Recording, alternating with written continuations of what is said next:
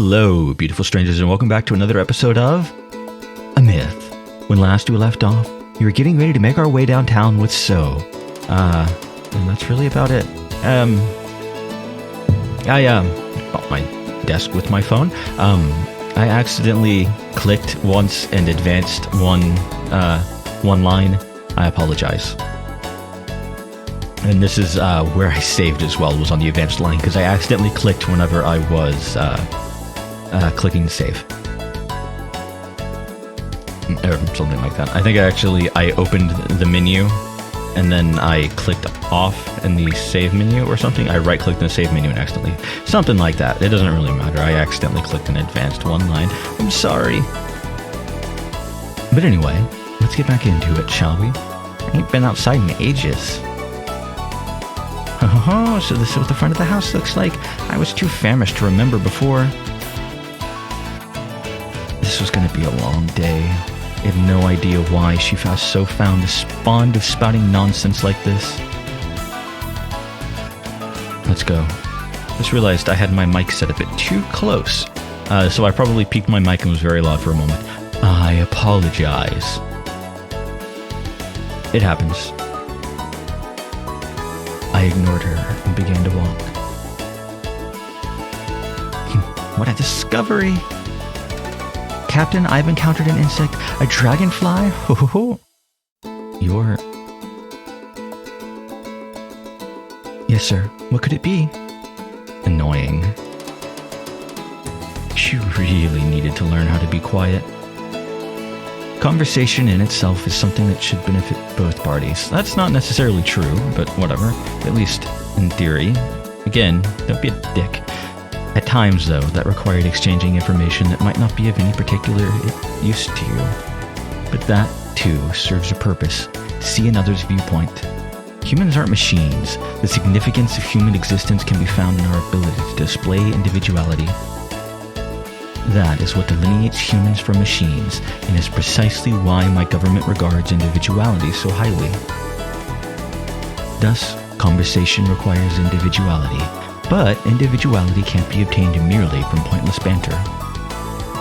The greatest significance humanity holds is our control of good and evil, and characters like So disrupt that control. Individuality requires extreme balance in that respect. That's why it's difficult to maintain that balance when...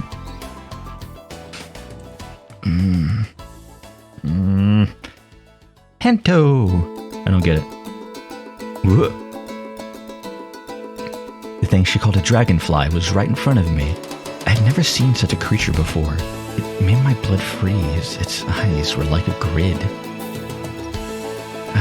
I kind of wish I could say I've never seen an insect that close before, but I'd be lying.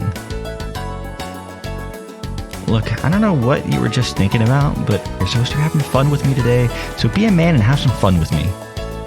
I never said I was going to do that. And why did you invite me outside?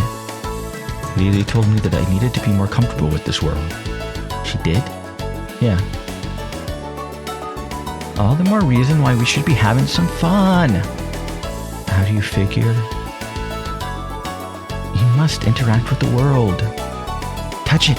Play with it. How else do you expect to get used to it? You know I'm right. Okay. That can be... You know what? Never mind. Not gonna say it. Nope. Moving on.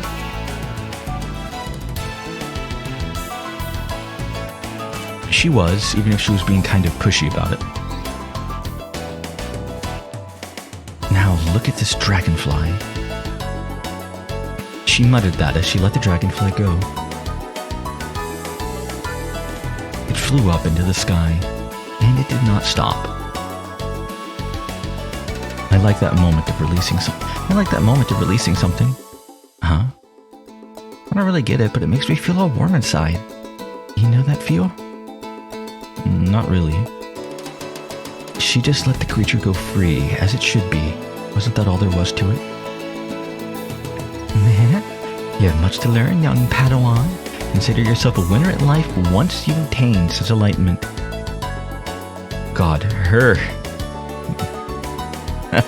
The references are dated. I don't know what that says about me, the fact that I understand a good portion of them. I sincerely doubt that'll happen. Anyway, trial by fire. By fire, be purged. I'll show you how to really have some fun.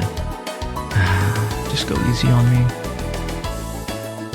Okay, off to Main Street. Alright. We headed towards the mountains. Oh, new music. However, on the way there, I felt someone's probing gaze. Huh? So found the owner of that gaze before I did. Are you all alone, milady? It was Hibiki, the shadow. She was the one gazing at us. Pop. What? Pop, pop. I looked at her in a threatening manner. I was curious about where you're headed. It has nothing to do with you. Why should I tell you that? I pulled So's hand. I wanted to get away from her as quickly as possible. God, what a dick. I wanted her very existence to disappear. So didn't budge, though. Hey, Shadow Girl, you bored? Don't do it. Yeah, Shimon's not around. Don't talk to her. So you're friends with Shimon-san, are you? Are you and Shimon-san are friends? Don't say another word. Are you Shimon-san's friend? Or call me so. I live with Shimon-san, yo. We're more than friends, but not quite lovers, though. Well... Senor... Stop. I screamed. The heck's your problem? Don't scare me like that.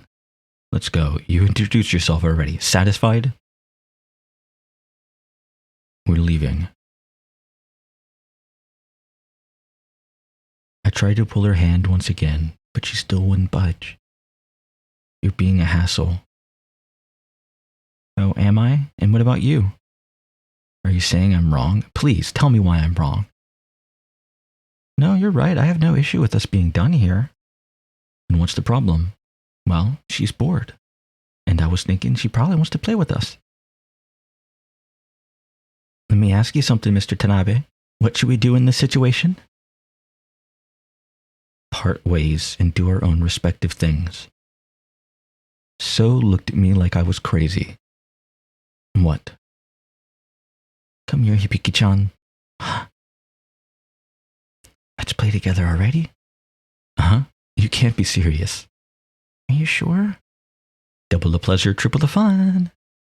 What obligates us to play with her? And what obligates us not to play with her? Let's go, Hibiki-chan. Don't worry about Mado. He's just a big bully. Faulty logic. I don't agree with you at all. You're the last person I want to hear that from. Things remained awkward. As we headed for the mountains. Alright. Should be some super duper cool stuff around here. We arrived at a field filled with grass, shrubs, and trees in the distance. Explain to me how we're supposed to do anything fun here. I had already given in, but I wanted an answer. With this. And what she presented me was... Is that a weapon? It's called a sickle. I borrowed it from somewhere. Borrowed, in quotes. How the heck did she manage to hide something so dangerous? Yeah, I don't want to think about that. Actually, noticing something, I said So's hair was short, but her hair is in a long ponytail in the back. Oh, it does show that in here. I did not notice that before. I apologize. I'm an idiot. Huh. I don't know why I never noticed that before. How the heck? Right. What are you planning on doing with that? The shadow being was also curious. So began to giggle. It was creepy. Meito Tanabe, allow me to ask you this. What is it that excites and grips a child's heart like no other? Huh? You're asking the wrong person. It's not like I'm a kid. Bzz, out of time. The answer was a secret base. Secret what? Secret base. How sweet the sound. Yeah. She was really into that, apparently. It means that we share a secret, that we created our own place reserved just for us. Of course, things like that are pointless. I guess we needed that sickle to make whatever that secret base was, or whatever. Now then, off to find a place most fitting for our secret base. Any objections? No? Lieutenant Meito. Yeah. Apparently, I'm a lieutenant now. Yeah. It reminds me of Fallout 1, which I do plan on playing in this channel eventually when I get around to feeling like replaying a long RPG and recording it and not just playing a long RPG in my downtime like I'm currently doing and replaying a very heavily modded Oblivion. Anyway, in Fallout 1, there's a character that is called, who is the lieutenant that you meet, who is voiced by Tony Jay, by the way. Who you can meet and is a completely missable character and very easily missable character that you can meet by talking to another super mutant whose name I can't remember, but is voiced by Richard Garrett, the voice of Ray from Everybody Loves Raymond. Anyway, fun little fact there. And he calls the Lieutenant Dolu. Oh God, I love Fallout 1 voice cast is incredible. One of my favorite ever. Good. Time to claim our base. If you have a little bit of time and are curious, go look up the Fallout voice cast. The Fallout 1 voice cast. Like, God, I can't remember all their names. Cree Summer is in there, Tony Shalhoub, Richard Garrett, Tony Jay, Jim Cummings is one of my all-time favorite voice actors. Keith David is in it. The guy, and I can't remember his name for the life of me, the guy that played MacGyver. I can't remember his name. One of the actresses from Law and Order. I think it's like PJ something, or I don't remember. Anyway, I'd have to look it up again. It's been a while since I've read the voice cast, but I remember quite a bit of it. It's a great voice cast. Excuse me, Ibiki-kun? I think our base would be easily found if we were to make it in the field. It might be a secret like that. Oui, precisely. But venturing too deep into the mountains is dangerous. Who knows what could be lurking in the shadows? Our secret base must be a comfortable abode, after all. So, somewhere between the forest and field, like around the bushes? Indeed, the bushes will be our target. The most suitable place will be difficult to find, but also guarantee our safety. You really think we'll find a place like that around here? We won't know unless we search around. Hibiki-kun's got it. Follow me. So began to march forward. Well, this is taking a turn for the annoying. Captain, how about here? Let's see. We split up, searching for a suitable location to stake our base. That won't work. Anyone would find us there. We were getting nowhere fast. That made sense, though. The requirements were too specific. We weren't going to easily find something that fit our criteria. But I kept on searching anyway. Nothing over here. It needs to find something that ain't easy to find. So, and the Shadow Being were quite invested in this. It seemed silly to me that they were so focused on finding a suitable place. It makes no sense. This is why I can't stand kids.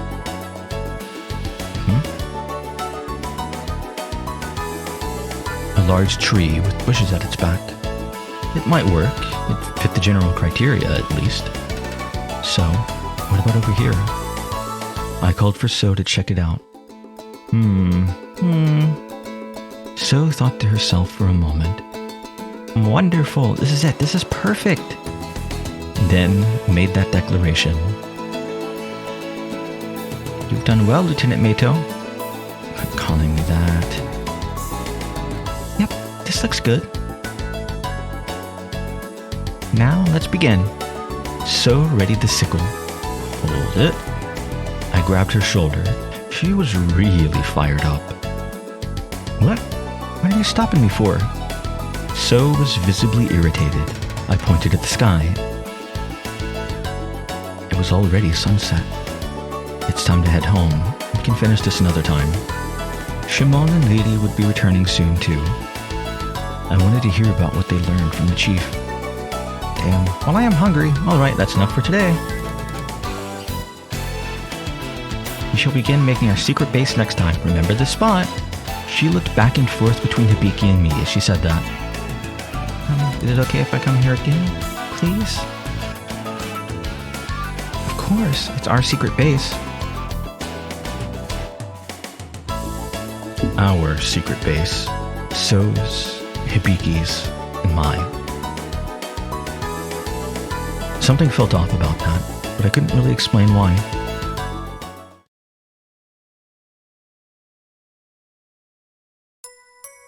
Honey, I'm home. We're back. 2 pairs of very different shoes were beside the door. They must have already returned. I raced to the living room. Here he is. Shimon and Lidi were sitting at the table. So and I joined them. Welcome back. Lidi was knitting something. It was a square that was about the same size as a handkerchief. She wasn't knitting it just yet, so I didn't know what it was supposed to be. So, let's hear it. Lidi placed what she was knitting on the floor. To get straight to the point, the village chief didn't know anything about it. I see. So we're back to square one.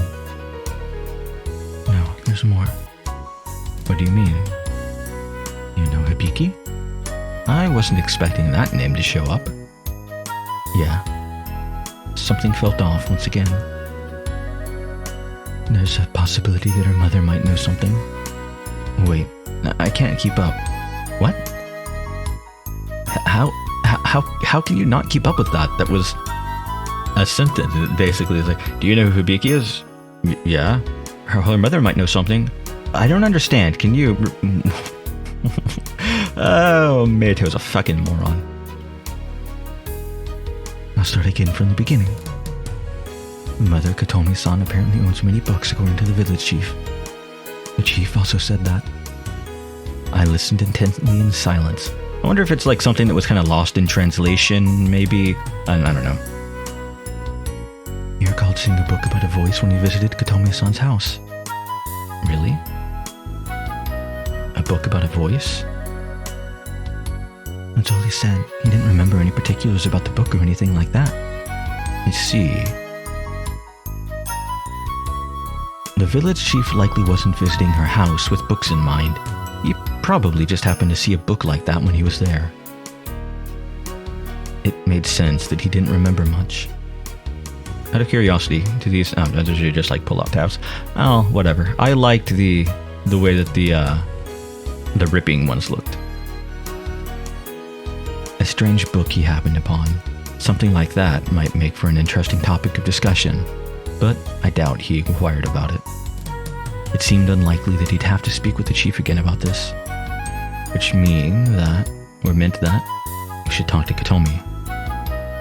Yes, that's why we're intending on visiting her home tomorrow. Alright.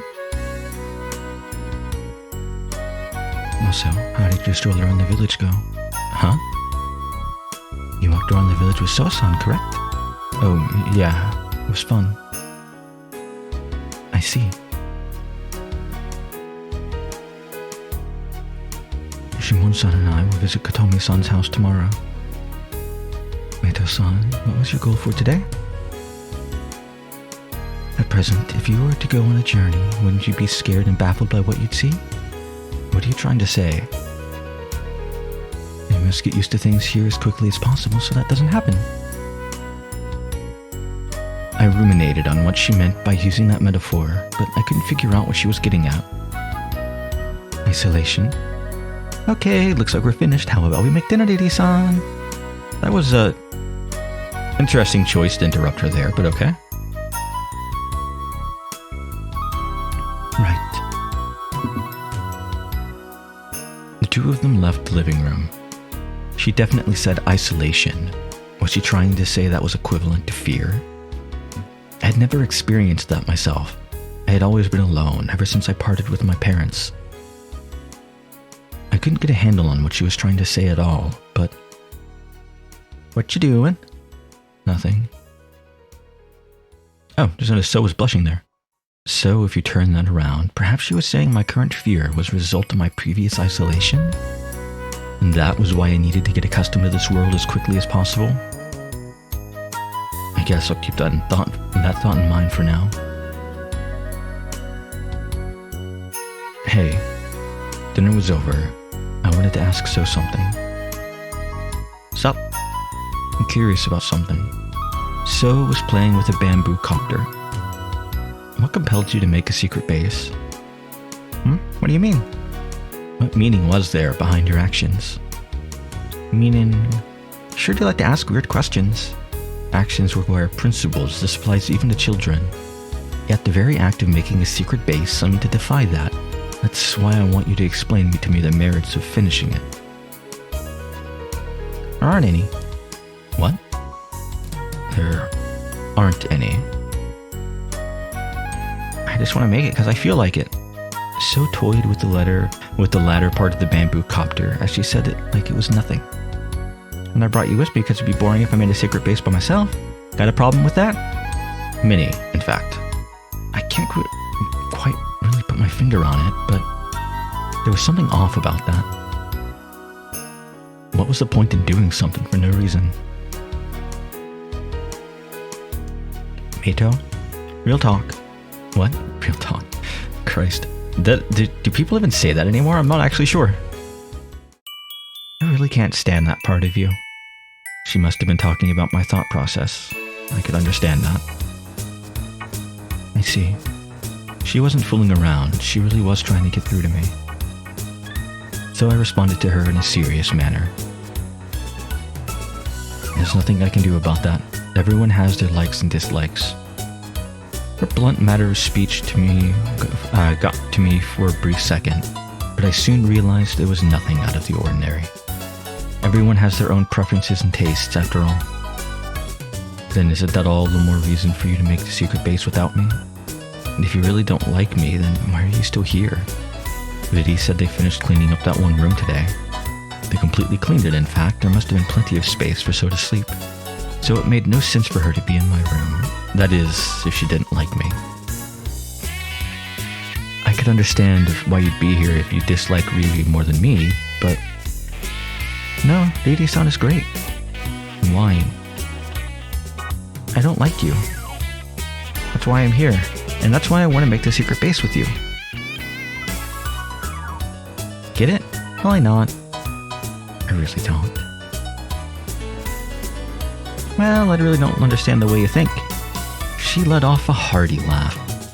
Serious time for her was over, apparently. The stuff she said all sounded foolish to me. It's not like my thought process was lacking in clarity. I lived my life following and envisioning the origin, process, and result of my actions.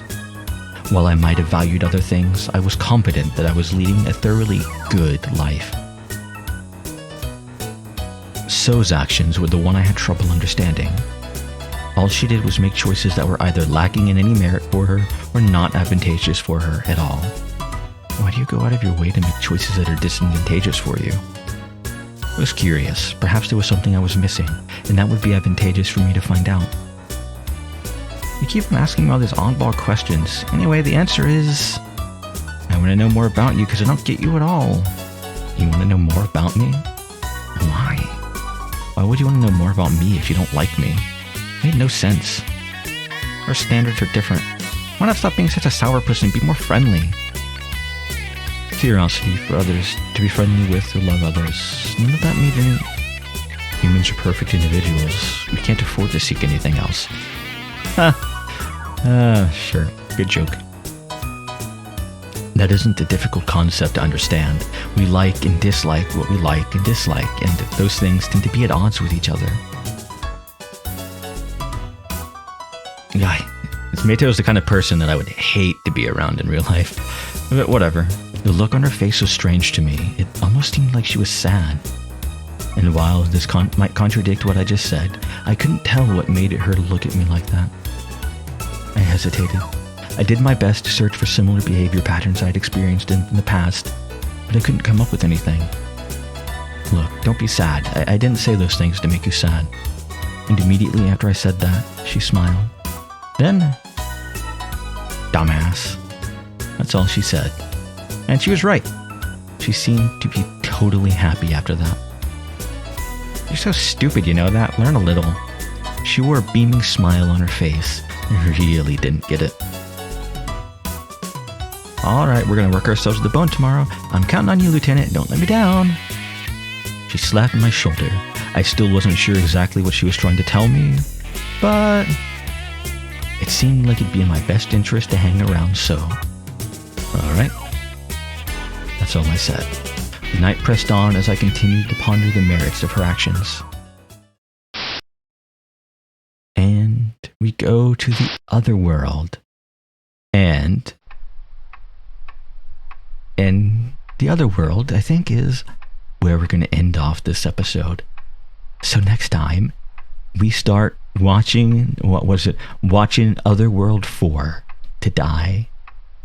I hope to see you all there.